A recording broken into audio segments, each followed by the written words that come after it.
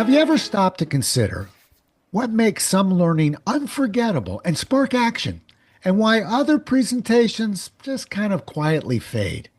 See, on today's show, we explore how engagement isn't created by talking at an audience, but by inviting them into a shared experience that builds real connection. And who better to learn from than the guy who's responsible for sharing YouTube's first viral science video? And we're talking about views in the billions. You ready? Let's go.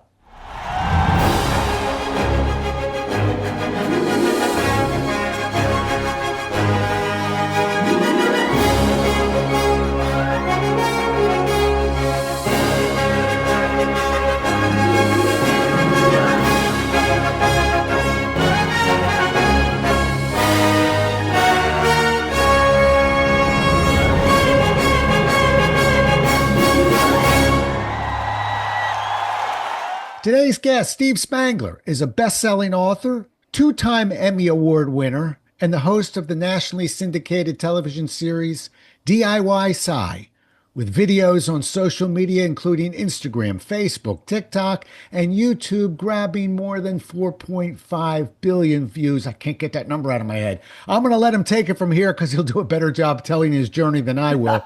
Welcome to the show, Steve. The floor is yours. Give us that quick journey, about 90 seconds. You are so nice. It's just, I can't get insurance. I don't know why. We have tried for years and years and years, but I can't along the way. If you hear a little dog bark in the background, she got to come to work here. Hold on a second. Come here. Hi, Murph. Come here. Murphy, she got to come to work today. Oh, what a beautiful dog. Oh, I know. And so when she does science experiments every time, like if I'm messing with something, so if you hear a bark in the background, it's just she's wanting to be involved. And so, okay, time to go eat something. All right, so run around and eat something. It'll be fun along the way. Robert, you are so fun to have me on and everything. I greatly appreciate it. What a nice introduction. I just need you to follow me around the country for speaking engagements, and that'll be perfect, okay? I'm your intro guy. I'll be your warm-up act. How's that? No, I'll be your warm-up, and because you're going to talk to him about presentation skills. You know what I love about today is that we do get to pull the curtain back just a little bit and kind of talk about presentation. So greatly appreciate that, and fun to be able to connect with your audience. Beautiful. You know, I'm right out of the gate. That 4.5 billion is just, I went to sleep with it and I woke up with it. That's a big number. How does a guy like Steve get that many views on social media? Here's what you just said. How does a guy who's not terribly attractive is talking to you from a kitchen get 4.5 billion views? All right. So part of that is that Mentos and Diet Coke, that's kind of what I'm known for. That happened. I'd been doing Mentos and Diet Coke for many years before YouTube. And long story short, right place, right time. YouTube was only 3 months old and had done it on the NBC affiliate. I work for NBC here in Denver. Shut down the server kind of by accident, sent the link out to 200,000 people, and I got my body, I see how I cleaned it up, hauled in to an office there at the NBC affiliate in Denver, and they said, don't ever do that again. I go, the Mentos? And they go, no, don't send a link out to 200,000 people. Streaming is so expensive. They didn't even use the word streaming. Hosting a video, whatever it was. You remember? That's 2005, September of 2005. Wow. So you're right. It was very expensive back then. We shut down the Gannett server. That's the affiliate of all the stations, and we were owned by Gannett at the time. And so I didn't know what to do. So I just scraped the little video that I had done in the backyard with that news anchor, Kim Christensen. Whole story is in the new book called The Engagement Effect. And I went over to a computer, an open computer, and I had heard of something called, what is it called? Oh yeah, YouTube. And created an account, uploaded that video to YouTube, and that's how we started kind of our career on YouTube. Right place, right time. A lot of smart people, the people who are smarter than I am, kind of remind me, always put yourself in the way of opportunity. And that happened to be that way of opportunity. But man, we learned so much since then. I wish I could tell you that that's the reason for that many views, but we can talk about that down the road if you want to. That's even with an experiment that is just, as I say, an experiment in social media about how to post things. In a 2-year experiment, we gained 1.7 billion views and another 1.5 million followers in a 2-year period of time, just because we responded and engaged to our audience in the way that they wanted to connect. Is that a shameless plug or what for the book? I know it is. Shameless we'll plug. I'm holding the book up right over here. I've been Look looking at at it. that. It's a beautiful book. Love it. You're very, very nice. It's called The Engagement Effect. I've done a lot of science experiment books. That's kind of what I've known for, are these science experiments. But this is the first business leadership book. But before there, it's time to take a break. It's time for a soda. So if you don't mind, Robert, did you get a soda as well? I brought my soda. Yes. Oh, this is fantastic. Will you, now for those people who are not watching, we'll explain everything. But if you are watching, show that the can has not been opened. Has not been opened, folks. Good, good. And so now, Robert, if I asked you in just a second to open the can of soda, would you do that? Sure. Okay, so here, hold it out so the audience can see, and now shake it. I'm serious, just shake it. Do it. I got some equipment here. Get out of it. I'm serious. No, come on, give me a good shake. Come on, just really do it. All right, perfect. I'm shaking it good. I'm shaking it good, boss. Okay. So the can is shaken. If I asked you what's going to happen when you open the can of soda, everybody knows, except if you're a science teacher, I can tell you there are kids that don't know what's going to happen, because we have sanitized science so much in schools that it's easier to show somebody a video than to. There are kids that don't know that when you shake up a can of soda, it explodes. That's called child abuse. We take those kids and put them in an abandoned field and give them a 6-pack of whatever, and just let them shake anything they want, and then, but you know it's going to explode because what's inside? Carbonation in air. Done. Carbon dioxide. You should not open up this can for the longest time. If you were to open the can right now, the reason it explodes is this. When you pour a soda into a clear glass, you see bubbles that form on the edges, right? You can picture that. Right. Well, those bubbles right now are forming on the inside of the can, and they're on the edges. When you release the pressure, those bubbles get big and force out all the liquid, especially the ones at the bottom. But watch this. Have you ever seen somebody say tap the top of the can? Yeah. I thought that's the go-to instructions.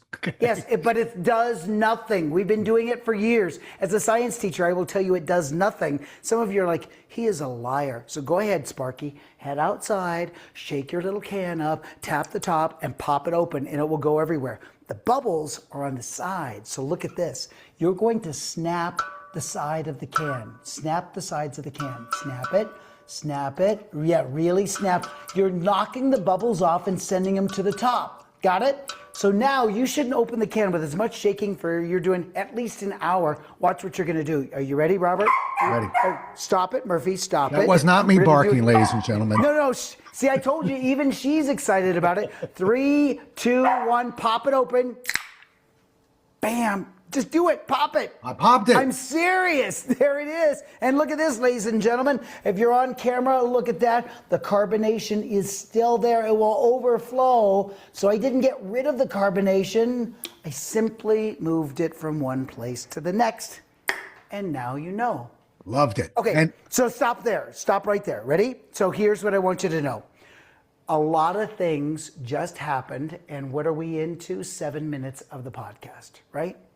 A lot of things from a presentation standpoint. If you don't mind, let me deconstruct everything from the dog forward. There's a reason the dog is here. She does come to the office sometimes, but I specifically brought her to the office for today. I know that she barks during some of these things. And here's what we're doing, Robert. Your guests are so seasoned, such connoisseurs of podcasts, that they know what to expect. You're always going to do an intro. You're always going to give the bio. Probably you're going to hold up the book, tell people to buy it. I'm going to come on, say a couple things. So whatever I can do to disrupt that flow at the beginning works. For those of you who aren't watching this, my book caught on fire. So the first shot of me was I was opening up a book and the book's on fire. That's why there was a little chuckle with Robert. And the dog's like, uh-oh, we're into routine time, aren't we? Bam, that gets turned off. Oh, by the way, there's a dog. Lifted the dog up. Now the people who are not watching are like, oh, wish I could see the dog. The people who are watching are like, seriously, this is a business guy and he brought a dog? He has 4.5 billion views and he brought a dog. That's why. Because when you give people what they don't expect, they connect. And the last thing was, hey, before we get started, are you kidding me? We started a long time ago. Robert, do you have a can of soda? And that's where I started the whole thing. I didn't tell you ahead of time what you were going to do with it. I just said, would you please have a can of soda for the presentation? And now I did a little science experiment. You're going, this has nothing to do with 5 skills of presentation. And I'm going to look at you and go, it has everything to do with 5 skills of presentation. I just planted something that you will have for the rest of your life. If you're watching this, you will never, ever be able to watch somebody open a can of soda again by tapping the top and not remember this podcast at this time going, these guys said you tap the side of the can. Seriously, Margaret, shake up a can. I'm going to tap the side. So now all of a sudden, our message, Robert, got, as we would say in education, to the dinner table. I teach teachers all over the country. If it gets to the dinner table, you win. If what you taught was so transformational that the kids will talk about it at the dinner table, you know you've connected and engaged at the highest level.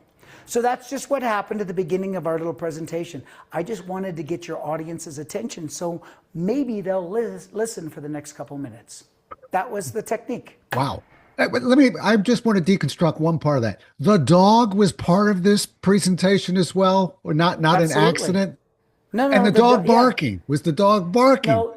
The dog will bark all the time. Hey, Murphy, Daddy's doing science. What do you think? I'm going to shake it up. Do you want me to shake it up? I'm going to shake it. What do you think?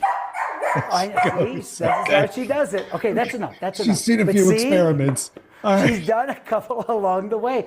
But that's what's so fun is because people don't expect it. And I'm Ellen's science guy, right? So I'm the guy that does science on TV and the Mentos and whatever. People don't expect Steve Spangler to write a business book, but it took me 20 some years to write the business book. And I say that not because I sat there wanting to write it. I couldn't have written this book 20 years ago. I couldn't have written this book 5 years ago because of things that I've learned along the way. And so the engagement effect really is a book about what is it behind the scenes that makes people want to connect, engage, lean in, listen carefully, care intensely, right? And be driven to some sort of action. If we can figure that out with our customers, through the lens of a teacher, through the lens of a science teacher, it's very different than anything else that's out there right now. And it's one of the reasons why we've been successful, knock on wood, over the years, to be able to connect and engage with kids all over the country. Wow. Teachers and students, and I guess from the business side of it, we had an entire product company called Steve Spangler Science. You can still find our stuff in Target and those places.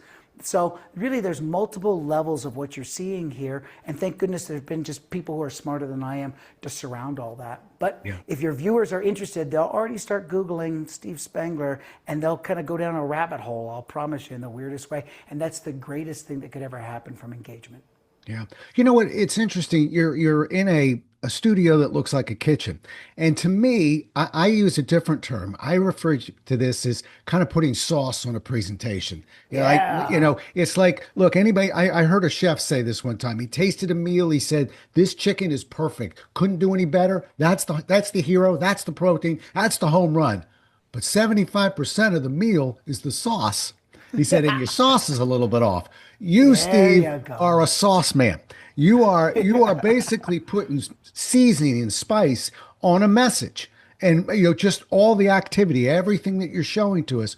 What do you think people typically do wrong right out of the gate? Because we're all trying to get that engagement, okay? And yet some are better than others. I know it's a negative way of getting into it, but what do you think some of the mistakes are that people make in getting in? Well, let's make sure that we define what the sandbox is. I'm going to define the sandbox as not virtual, but let's talk about real stage stuff. Is that okay? Can we talk stage? Yeah, right? Yeah. So, because I would assume that you're helping people with their stage presentation skills, correct? Yes. Got it. So, first of all, and what I'm sharing with you is really years of advice and wisdom that I've gotten. So when I say something to you, you need to know that part of that came from the wisdom of Patricia Fripp, who I know you've had on the show. Right. Part of that comes from the wisdom of Mark Scherenbrock, my gold standard, nicebike.com.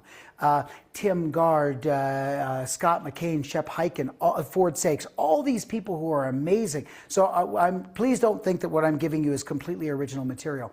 But I think out of the chutes, if I can disrupt what's going to happen from the very beginning, when I say disrupt, I'm saying it in a good way, not a bad way, just to throw you off a little bit. Ladies and gentlemen, please welcome our speaker. And they have this long introduction. You know, many people will write something in their introduction. He is a CEO and does this and enjoys long walks on the beach. Ha, ha, ha. Please welcome Steve Spangler. Well, if you could do a little bit more than that. So you're going to get some stuff in that bio, but when I step up on stage, it's got to happen before that point. And so my book catches on fire here for Zoom. My book catches on fire on stage. So when I step on stage with a book that looks like it's just a notebook that I'm going to go up with, and she's doing or he's doing the introduction, 2 seconds before they say, welcome, Steve Spangler, I've already stepped on stage, which seems a little weird. Book's on fire. People are like, what's going on here? And I'm in. I always try to use the person who's introducing me. Say something about the introducer. Wonderful job. Nobody, like my mom doesn't even write like that. Thank you so much. So it's an acknowledgement of that person. Because I'm a science person and people are expecting something, I actually hold that person over for a second and never tell him or her that they're going to do it. But when they get ready to leave, I'll grab their hand, pull them back and go, well, wait just a second. Could you help me for 1 second? I'm scared to death. And I say it in a soft voice, but of course the microphone picks it up. 50 people, 5,000 people, they can hear it, right? I'll go, I'm scared to death. Would you stay with me for 1 second? And everybody's like, what is going on?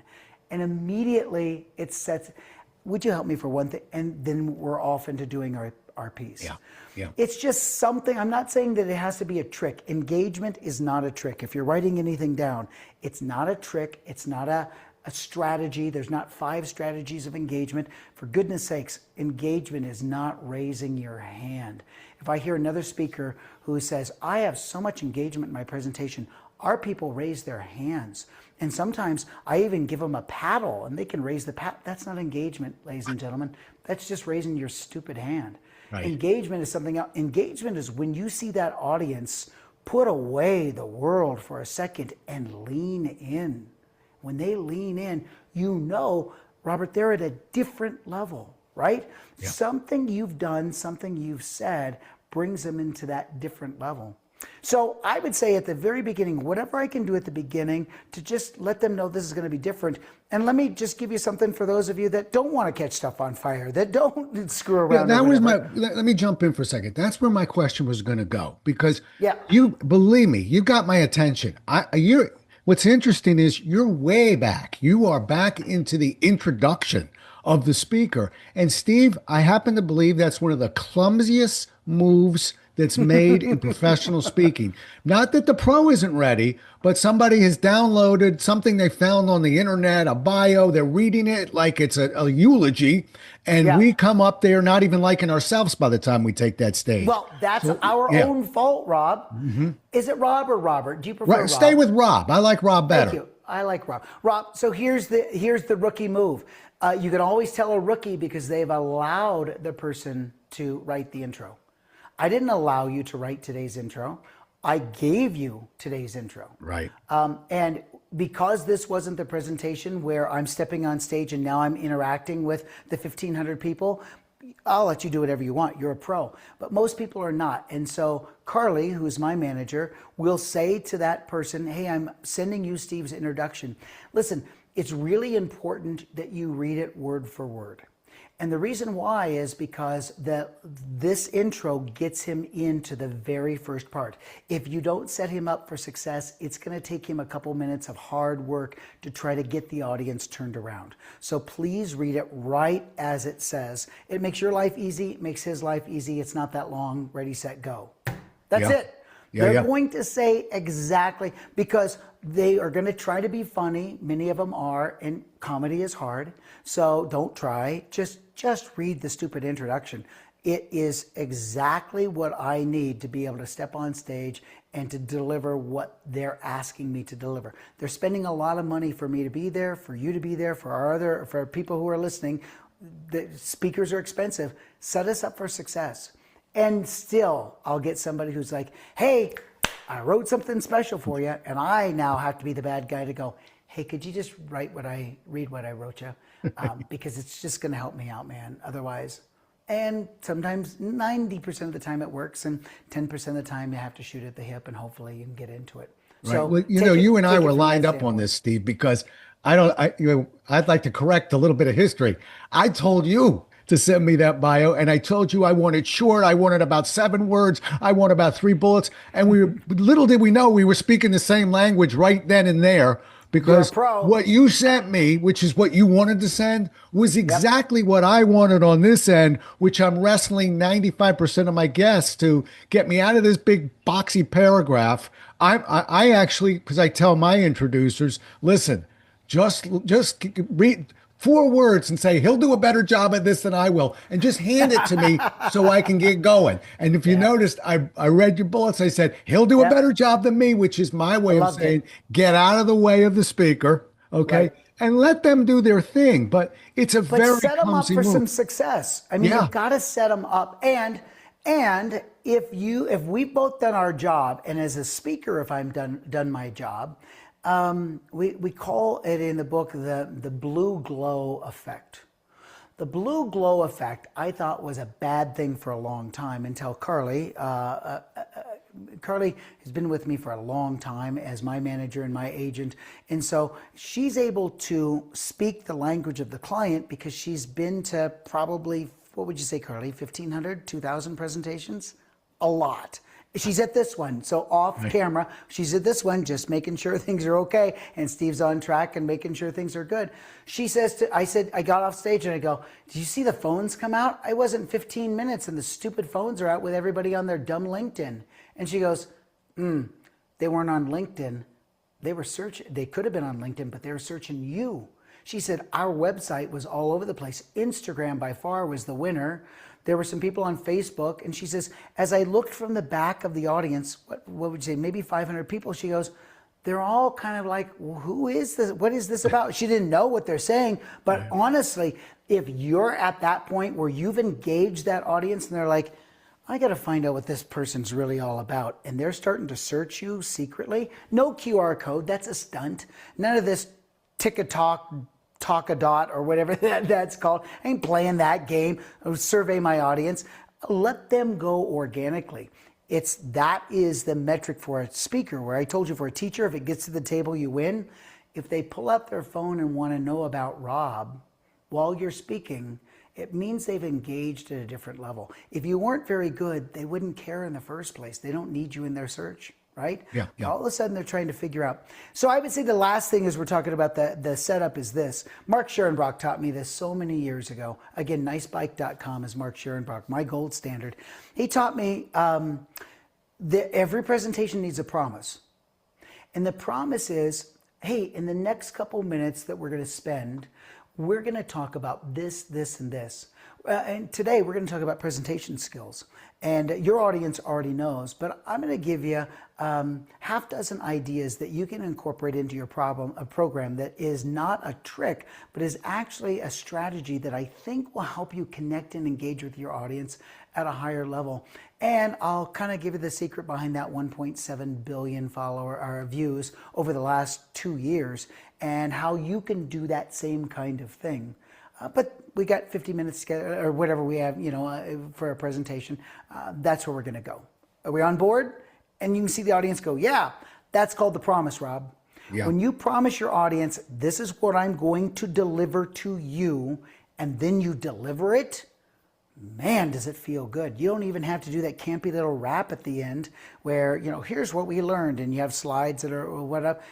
They know, because when you're doing your close and you're pulling all the pieces together, it's like he did exactly what he said he was going to Well, do. that's an interesting point, because you brought up some controversy there. Good for you, because some people would want to call that back at the end. The great Jerry Lewis of all people Yeah. We're bringing Jerry into this one. The Yeah. great Jerry Lewis said, and it's not tell him what you told him, tell him and tell him what you told him, but more of make sure you not only set up the trick, but let them know that the trick has been done. Because Yep. some audiences won't necessarily connect and realize, oh, now I see it. Because a lot of Yep. times we're setting something up for 55 minutes. Do you Yep. call it back at the end and make sure that they know the trick's Absolutely. been done? Yeah, but I don't do it. And I have, please, there's people who have happened to see me do a keynote presentation. Even up to, what would you say, a year ago, of course I had the slides up that says, let's real quickly, let's recap what we learned today. When you connect and you engage, and then there's a slide, and the next slide, and the next slide. If it gets to the dinner table, you win. And Mark was nice enough to say to me, we were speaking up at the Canadian Association of Professional Speakers, CAPS, in December. Mark reminded me, Steve, your close, it does all those things. No reason to telegraph to the audience because they start to move. Yep, and and he's absolutely right. When I would start to do that wrap, you would see people look at their watches, Right. look at their phones, look at the other person, be thinking about what session they're going to go to next. If they don't know, and it's all, and I'm wrapping, and I do have a closing demonstration, or closing story, or whatever it is, when that story it wraps up all those pieces, at the end, hopefully you've got an audience who says, wow, I didn't see that coming. Right. And I didn't even realize we spent 50 minutes with him, but gosh, that time went by quickly. Yeah. And if Yeah. they can remember my name, because they don't remember most conference speakers' names ever, but if they can actually remember my name after lunch or possibly the next day to go home and tell somebody at home about it, then I know that I won as a speaker. And if I can get them to take out that phone on their own, it just sticks. I can do the campy little thing and get them to go up on the screen and whatever else. But if it happens organically, man, is that a winner. Yeah. And I think if I could sort of paraphrase, just summarize something you did, and then now I'm going to tell you, I don't like to say in summary. I don't like to Yeah. say, here's what we I learned know today. that. I Okay. know. Because I think that's really what we're trying to remove here.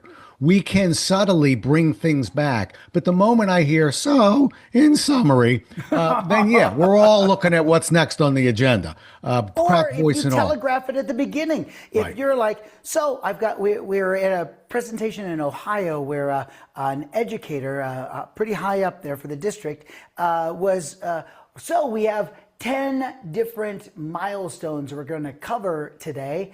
And let's start with number 1. And then it starts with an opening video. And then the next thing happened. And then the next thing happened. And you're like, wow, that's a unique way to do number 1. Little long, but that's neat. And then number 2 is the exact same thing that I just saw. Now all I have to do is to go 4.5 minutes times 10, 40 and a half. I now know today's entire presentation. I know the format because you're going to follow a formula from one to the next to the next. And if a movie had a formula to it, you don't typically like it unless it's Groundhog Day. So there's got to be, walk out of that, get out of the formula. Have somebody who at least is honest enough with you to look at your presentation and go, you know what, I saw where you're going. Or you know the story that you started?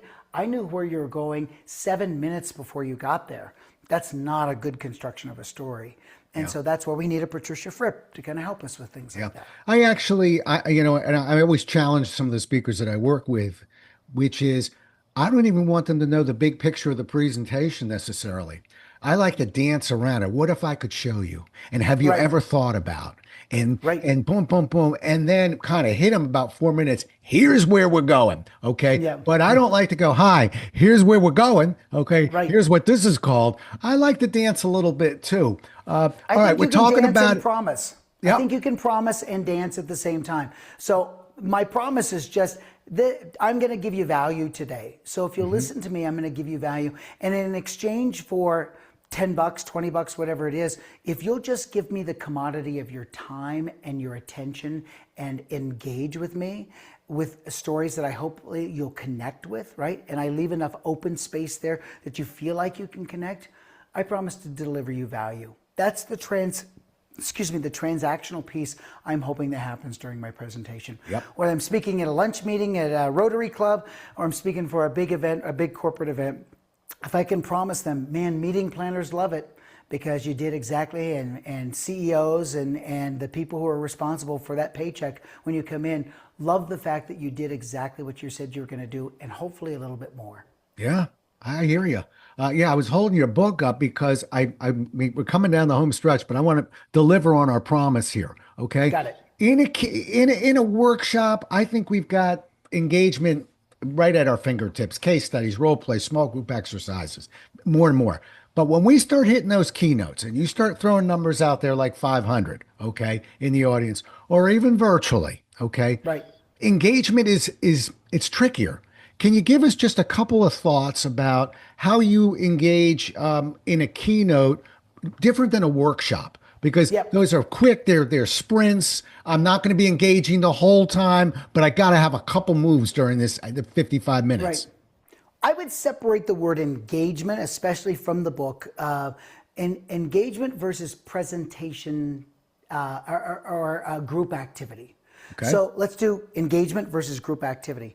Not all group activities are engaging. In fact, as soon as you say, turn to the person next to you, you've alienated probably 40% of your audience going, I don't like to turn and talk. Turn and talk to me is a speaker who doesn't really have anything to say. And so I wish they would have come prepared with five more, that kind of, that's very cynical, right? Not Yeah. necessarily true, but there are some people I don't want to share. Would you stand up and find a partner? Now you've alienated 80% of the people because it's like, I do not want to go find a partner. And now I'm not saying it's not a good activity at the end. So those are activities. And if I'm with if Carly is booking me for a presentation, she might, if we have a full day workshop, she's going to say, we send in a box of manipulatives that Steve will be using during the entire workshop to make it hands-on. It's important that they get to follow along with Steve, so when he's doing something, they can practice it, so the first time they present it back at school is not the first time that they're actually seeing it, right? And so it's not just a gift, but this is what we're using. So they are very, very involved, hands-on during the workshop. But the engagement is his stories. Steve is really engaged, or whatever it might be. Rob is so engaging with the way he connects with his audience. His stories are about the audience, not about himself. And that's just the hallmark of a great speaker. Engagement, I believe, is creating that opportunity. I'll finish the thought and then I'll go back to the idea. Engagement is really about a speaker creating a space where other people can fill that space with their own meaning, right? I think of an artist. I have a piece that I've done on stage for a long time using a Van Gogh painting. My son, at an early age, wanted to go see this Vincent Van Gogh painting. We went to see it. He actually snuck away from us in the art gallery in Philadelphia, went back to see the painting. I lost a kid. So my wife's looking at me like, you only had one, I had two, and you lost one of your kids. And I go zooming back into the gallery, and here he is standing there, 7 years old, on his own, completely transformed. And what do I mean transformed? He was in a different state of mind. An artist over a century old reached through the canvas and connected with my child, because that piece of art is not just a piece of art, it's a conversation. It's Van Gogh looking at the world and saying, this is how I see the world today. It's big, it's messy, it's bold, there's big brush strokes there, whatever it might, but it changes as your perspective changes. And my kid came back to see it. And a docent who had heard the story at a presentation years ago came to me and said, it's not uncommon for people to come back and see sunflowers over and over and over again in the same visit, because it speaks to them differently when they walk back. And that's engagement. It's not a performance. It's not a da-da-da-da-da-da. If you're thinking engagement, then that's kind of like that 101 level, But if you're really thinking about engagement, what you've done is you've created an open space for our audience to fill with their own meaning, to connect and to engage, to lean in, and to really be driven to some sort of action. If at the end of your program, people come up to you and they don't just say, Rob, best speaker I've ever seen, and you go, oh, thanks very much, and you're on to the next person, that was of no value at all. When somebody goes, hey, really enjoyed today, you know what, you made me think differently because da, da, da, da, da. If somebody comes up and says, nice job, Steve, I'll always say, really, what spoke to you? And I can tell whether or not I really connected with that person. Because if they go, oh, the whole presentation, loved it, and they walk on, I didn't do my job. But if they go, you know what, the part that you talked about feigning ignorance, I didn't understand that. I thought that that was a sign of weakness, but man, that strategy is a really great thing for me to increase engagement. Bingo. Buy a book at the back of the room.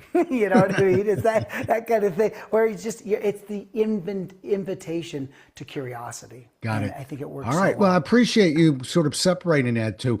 I'm always, that the goal for a lot of the speakers and people who are listening are, how do we get their interest? How do we hold that interest? How do we sustain that interest? And so for me, a keynote or a virtual, I'm looking at analogies. I'm looking at stories. I'm looking at Yes. a case study. I'm looking at physical movement into the Yep. audience.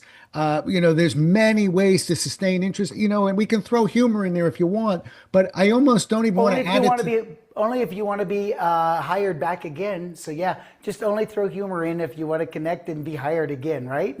A little Well, piece of it. A little piece of it. here's where but Steve and Rob are going to differ on this one. Yeah. I'd love to say that, but I like to, when I coach people, not everybody's funny. My That's job is true. to make them interesting. Okay. And I so like that. what if there are 40 ways to sustain interest and one of them is humor?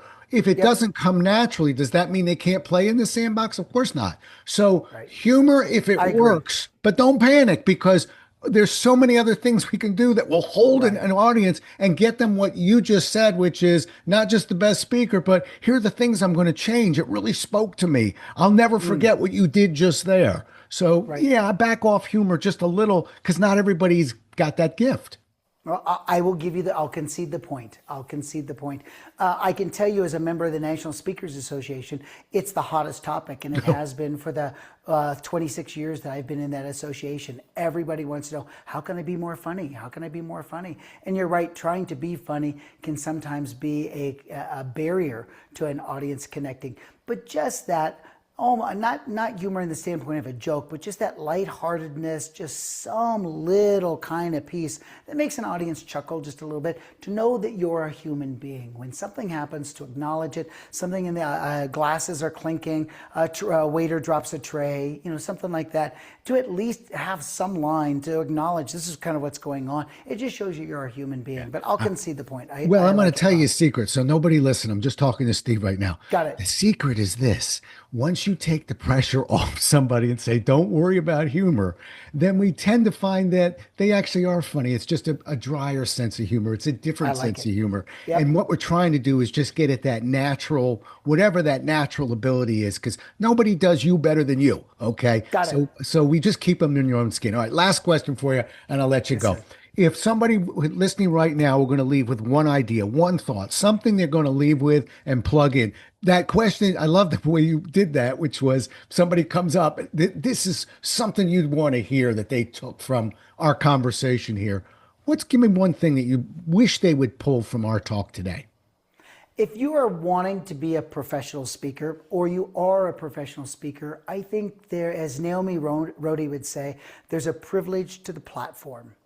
And when you stand on that platform, you've been given this opportunity to connect and hopefully maybe engage with an audience in a way that very few people on the planet are ever given. Treat it with that respect, with the preparation that's needed for that. Understanding it's not just a wing it. Those speakers that are like, I didn't prepare anything, I'm just going to let the words flow through me, doesn't seem to work, because the greatest marketing that a speaker could ever do is a great presentation on stage. Because when you hit a home run on stage and it connects, and people walk away going, you know what, I'm going to think differently because of the time that we spent together. That's the best recommendation you could ever imagine. To have somebody come up going, listen, you need to speak to my wife's, she's the CEO of this, and their people need to hear you. Or I can hardly wait to go back home and share. Or with my sales team, I'm going to use this strategy with my sales team. When they can give you that, it just means that you have used the privilege of the platform correctly. you've treated it the way it is. It's, as Mark Schoenbrock would say, it's not a gig. We don't do gigs. Musicians do gigs. This is a speaking event. This is a presentation that we were invited to do. We're going to spend that time on stage and hopefully provide them with a lot more value than they ever thought that they were going to get before you started. Leave the campsite a little better than you found it, right, Mark? I love that. Yeah. It's so well said, Steve. Really. It's funny. I 40 years of this, I can tell you that I can't hit a home run every time. I'm swinging the bat hard. I'm trying, but I can look you in the eye and tell you I never showed up and didn't give him every ounce of energy and enthusiasm that I had in the tank, and wrap that around the homework that we do, etc.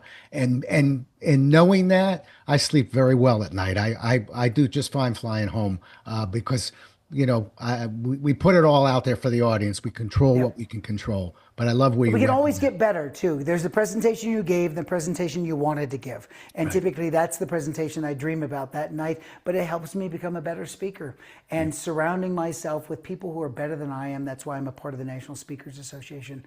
Is I got to surround myself with people who are better than I am. It helps me become a better speaker. There you go. All right, the book, The Engagement Effect. Nice. Let's hold them up. All right. I love that. That's so fun. Look at that. We're going to look for that book. We're going to write a review on that book. We're going to take care of that book. You're terrific. It's funny. We spent about 15 minutes a month or two ago kind of getting ourselves just introduced to each other. And I knew this was going to be fun. And you did not disappoint, my friend. How do people get a hold of you? SteveSpangler.com. So if they just are online, I'm at Steve Spangler, one word, on all social, or at least almost all social. But if they simply go to SteveSpangler.com, you'll be able to connect that way. If there's something that you need from the presentation, or you want a signed book that's not on Amazon or whatever, just go to SteveSpangler.com. We'll connect with you. If Carly can help you with an upcoming engagement or something that you're thinking about that I can help you with, she would love to connect with you as well. Good. Fantastic. Well, I'm very grateful to have had the time to meet you, talk to you, learn from you, shake up my soda, not ruin all my equipment here. I'm still sweating. Cheers. And but thanks so much for being on the show, Steve. Really. Thank you so much. What a joy. Thanks. You bet. Well, we'll do it again as well as we can next time, everybody, although that's going to be tough. Until then, stay safe. Thanks so much for listening. If you enjoyed today's show, please follow, rate, and review on Apple, Spotify, or wherever you listen. For more resources and to connect with Rob, visit thepresentationwhisperer.com.